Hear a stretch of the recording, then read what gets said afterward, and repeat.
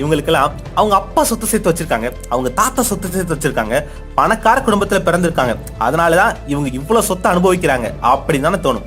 ஆனா உங்களுக்கு நான் ஒரு இன்ட்ரெஸ்டிங்கான டேட்டா சொல்றேன்.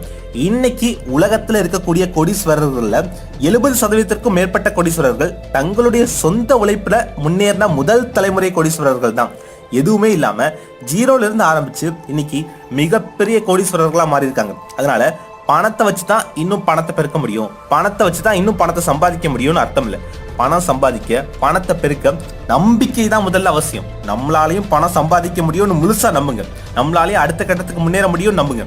திறமைகளை வளர்த்துக்கோங்க, அதோட தொடர் முயற்சி இருந்தா கண்டிப்பா உங்களாலையும் மிகப்பெரிய பணத்தை சம்பாதிக்க முடியும். அதற்கு உதாரணமா பல கோடீஸ்வரர்கள் பார்த்த முதல் வேலை என்ன, அவங்க எந்த இடத்துல இருந்து ஆரம்பிச்சு இன்னைக்கு இவ்வளோ பெரிய உயரத்தில் இருக்காங்க, அவங்களோட முதல் வேலை என்ன அப்படின்னு நம்ம இந்த வீடியோவில் பார்க்கலாம்.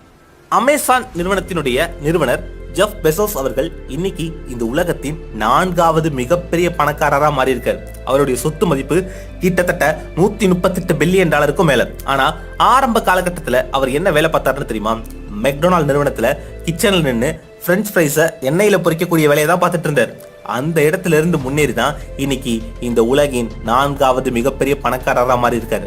ஊபர் நிறுவனத்தினுடைய நிறுவனர் டிராவிஸ் கலோனிக் அவர்கள் ஆரம்பத்துல என்ன வேலை பார்த்தாருன்னு தெரியுமா? கட்கோ நைஃப் அப்படின்னு ஒரு பிராண்டட் கத்தி அமெரிக்கால இருக்கு. அந்த கத்திகளை ஒவ்வொரு வீடு வீடா போய் கதவை தட்டி சேல்ஸ் பண்ணும். அங்கிருந்து ஆரம்பிச்சுதான் இன்னைக்கு ஊபர் அப்படின்ற ஒரு மிகப்பெரிய பிராண்டை உலகம் முழுக்க உருவாக்கி இருக்காரு. 400 கோடி அமெரிக்க டாலருக்கு மேல சம்பாதிச்சிருக்காரு.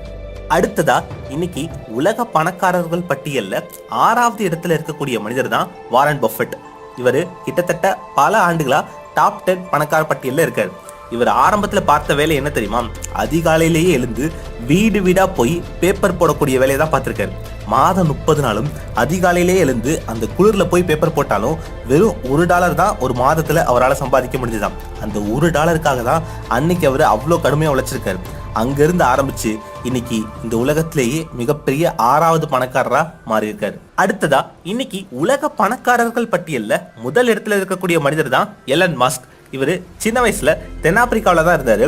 அங்க இருக்கும்போது இவராவே ஒரு வீடியோ கேமை உருவாக்கி அதை $500 ஒரு நிறுவனத்துக்கு வித்தார். அதுதான் அவருக்கு கிடைச்ச முதல் சம்பளம். அதன் பிறகு அங்கிருந்து கனடாவுக்கு குடிபெயர்ந்து அங்க ஒரு சாஃப்ட்வேர் நிறுவனத்துல மாசம் வெறும் $300 சம்பளத்துக்கு தான் வேலை பார்த்தாரு. மாசம் வெறும் $300 சம்பளத்துக்கு ஒரு கம்பெனில வேலை பார்த்தவர் இன்னைக்கு இந்த உலகத்திலேயே மிகப்பெரிய முதல் பணக்காரனா மாறி இருக்காரு. அடுத்ததா வால்மார்ட் நிறுவனத்தினுடைய நிறுவனர் ஷாம் வால்டன் அவர்கள் ஆரம்பத்துல அமெரிக்காவில் இருக்கக்கூடிய ஜேசி பென்னி அப்படின்ற ஒரு பலசரக்கு கடையில தான் சேல்ஸ்மேனா வேலை பார்த்துட்டு இருந்தார். அங்கிருந்து ஆரம்பிச்சுதான் இன்னைக்கு வால்மார்ட்ன்ற மிகப்பெரிய சாம்ராஜ்யத்தை உருவாக்கி இருக்காரு. அடுத்ததா இன்னைக்கு இந்த உலகத்தோட 2வது மிகப்பெரிய பணக்காரர் யாருன்னு தெரியுமா? அவர் ஒரு இந்தியர். யாருன்னு கெஸ் பண்ணுங்க. நிறைய பேரு அம்பானின்னு தான் சொல்லுவாங்க, ஆனா அம்பானி இல்லைங்க, கௌதம் அதானி. இவர் தான் இன்னைக்கு இந்தியாவின் மிகப்பெரிய பணக்காரர். அது மட்டும் இல்ல, இந்த உலகத்திலேயே 2வது மிகப்பெரிய பணக்காரரும் இவர் தான். எலன் மாஸ்க் அடுத்த இடத்துல இவர் தான் இருக்காரு. இவர் ஆரம்பத்துல பார்த்த வேலை என்னன்னு தெரியுமா? மும்பையில வைரங்களை தரம் பிரித்து அந்த வைரங்களை பட்டை தீட்டக்கூடிய வேலையை தான் இவர் ஆரம்பத்துல பார்த்துட்டு இருந்தாரு.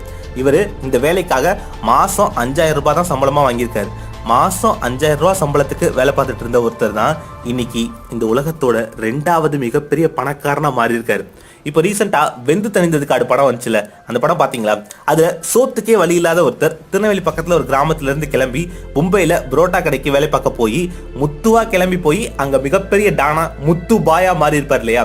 இதெல்லாம் பார்க்கும்போது இதெல்லாம் உண்மையா அப்படின்னு நமக்கே தோணும். ஆனா கௌதம் அதானி அவர்களுடைய கதையை கேட்டீங்க அப்படின்னா அதை விட பயங்கர விறுவிறுப்பா இருக்கும். ஒரு சாதாரண நடுத்தர குடும்பத்துல பிறந்த ஒருத்தர் இன்னைக்கு எப்படி இந்தியாவின் முதல் பணக்காரனாகவும் இந்த உலகத்தினுடைய 2வது மிகப்பெரிய பணக்காரனாகவும் மாறினார் கேட்கவே ரொம்ப சுவாரஸ்யமாகவும் ஆச்சரியமாகவும் இருக்கும்.